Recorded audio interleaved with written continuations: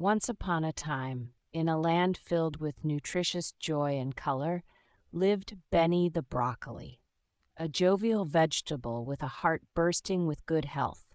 Every year, Benny and his friends, including the carrot twins, Sally the sweet corn, and a vibrant bunch of others, set off on a rollicking adventure to find the perfect feast spot.